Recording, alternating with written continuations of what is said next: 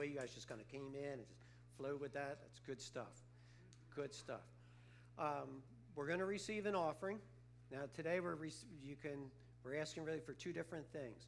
We want to sow into these guys, so we'll be sending a check to Teen Challenge. So if you're writing out a check, put TC in the memo. If you're putting cash in an envelope, just write TC on it. That way we know where it goes. And then, of course, the other offering, obviously, is for the house. So we're going to do that.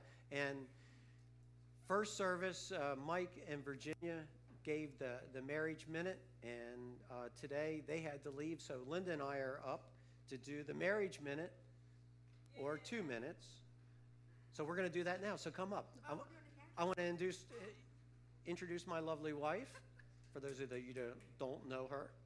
And she's got a whole story she wants to tell. I'm just here to. You all know I don't like up here. But anyway, I'm here. So I just kind of, being not everybody knows some history, I'm going to kind of start, I'm going to try to do this really quick. So if you have any questions later, ask me. One, I'm illegitimate from birth. So for me, that followed me for a lot of years. Yes. I just can't hear me. No, keep it close. Just keep it close. I went through a divorce, and then I met Bob. I wasn't a Christian. He had been. Wasn't at the moment, but. So we're having a lot of problems, and he goes, I think we should go to church. And I'm like, well, we've done everything else, including drugs. So we might as well try that. So I accepted Jesus. Not the most positive response I was expecting when I said that, but, you just got to go with what you got. Yeah. I mean, hey, what else is there? So I accepted Jesus. He rededicated his life. We get married. And I'm like, I've been through a divorce. I didn't have a dad in my life. I didn't know anything. Jesus was like talking to the ceiling, and I'm like, yeah, this is, that's okay, but I don't think my prayers are going anywhere. I don't even know why I'm wasting my time. So we're on the verge of splitting up, and I'm like, you know what? I'm not going down this road again.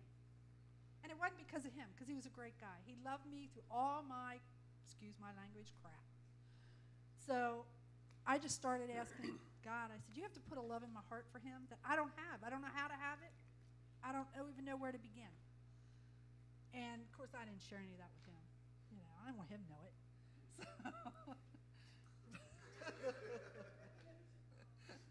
I wasn't clueless. No, he wasn't. So I'm just saying, God did that. It took a while, and it had to be persistent. And every night when he was asleep, I'd put my hand on him and go, Lord, you got to give me a love for this guy, because I don't think I love him. But I didn't know how to love. And over a period of time, God put that in me. Now, I went from one extreme to the other. Really don't want you around to I don't want you going anywhere. Because now I'm in love with you. I don't want you to go away. So it has its benefits. Then he had to get used to that. I'm pushing him away, and then I'm holding him too tight. So I'm just saying God can do that for you. He can show you, because he had to show me that he loved me. And through him loving me, he showed me what a father was really like, because I didn't have one. And God showed me what love was really like. So that's it.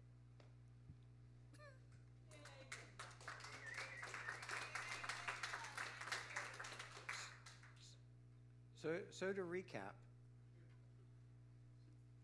she didn't hide anything, because my wife couldn't do that if she had to anyway.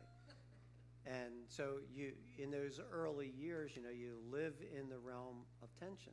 There's marital tension that just seems to not go away. And as she was praying for God to show her how to actually love me or anybody, God was dealing with me on how to love unconditionally. Because I knew that I loved her, but then the things that you want to come back towards you that make love fulfilling, they weren't there. And so he was teaching me a different type of love, which and years later I look back and went, wow, really what you were doing, God, you were just teaching me how to love your church through learning how to love my wife. Because when I figured this out, then this became a whole lot easier. So God teaches us to love, and I'm thankful for that. And I'm saying, Amy, we're coming up on like 40 years. Christmas Eve, 40 years. Because when we got married, she said, we said the vows until love or unto death do us part. I said, yes, we did. She said, so don't make me kill you. And you know what? I believe my wife, and I've lived under that my whole life, and it's kept me on the straight and narrow, because every now and then she'll just take a cast iron frying pan out from under and just kind of walk through the kitchen with it. She don't have to say nothing. Nothing. I'm quick to repent. Only kidding.